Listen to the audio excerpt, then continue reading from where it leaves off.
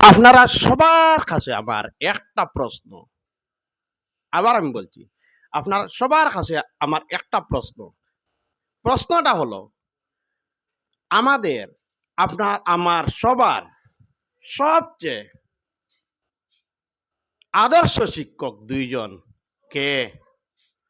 যারা আমাদেরকে ছোটবেলায় শিক্ষা দিয়েছেন, কথা বলা শিখিয়েছেন, হাত ধরে লেখা শিখিয়েছেন, মুখ দিয়ে কিভাবে কথা বলতে হয় শিখিয়েছেন, হাঁটা শিখিয়েছেন, কিভাবে খেতে হয় খাওয়া শিখিয়েছেন, খাইয়ে দিয়েছেন।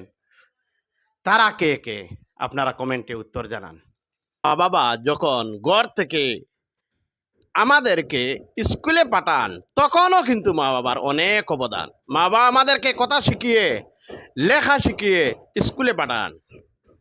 আর ওই স্কুল যখন আমরা প্রাইমারি স্কুলে যখন গিয়েছিলাম, তখন শিক্ষক মহাশয় যারা আমাদেরকে পড়াতেন, তারাও কিন্তু অনেক কষ্ট করে আমাদেরকে পড়া শিখিয়েছেন। আজ তাদেরও কথা আমাদের স্মরণ করা একান্তই দরকার, কারণ তাদেরকে ভুলে গেলে আমাদের চলবে না। শিক্ষক জাতির মেরুদণ্ড, অর্থাৎ শিক্ষকদের শ্রদ্ধা সম্মান জানানো আমাদের প্রত্যেকের একান্তই দায়িত্ব এবং কর্তব্য। তাদেরকে ভুলে গেলে চলবে না। তাই আমি সবার কাছে আমার অনুরোধ, আপনাদের ছেলেমেয়েদের ভালো করে ভালো শিক্ষা দেন, ভালো করে পড়াশোনা করান, যাহাতে পড়াশোনা করে ফিউচারে যাহাতে বেকার থাকতে না হয়।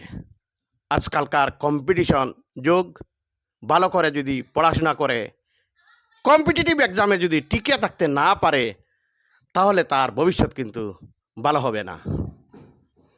তাই এখন সরকার ফ্রি এডুকেশন দিচ্ছে, তাই পড়াশোনা করাতে এত বেশি টাকা পয়সার দরকার পড়ে না।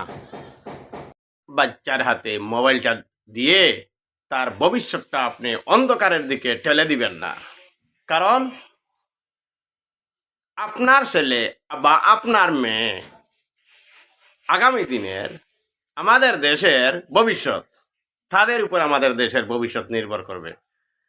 তাই ছেলে মেয়েদের মোবাইলের প্রতি যে আকৃষ্ট, ওটা, তাই এতক্ষণ আমি আপনাদের সম্মুখে যেগুলা পরামর্শ দিলাম, আপনারা আপনাদের ছেলে মেয়ের প্রতি একটু নজর দিবেন, একটু খেয়াল রাখবেন। আপনার ছেলে কী করছে, পড়াশোনা করছে কি না, কি দুষ্টামি করছে না, স্কুল যাচ্ছে কি যাচ্ছে না, রাস্তায় কি করছে, এগুলা সম্বন্ধে আপনারা একটু খেয়াল রাখবেন। ধন্যবাদ আপনাদের সবাইকে।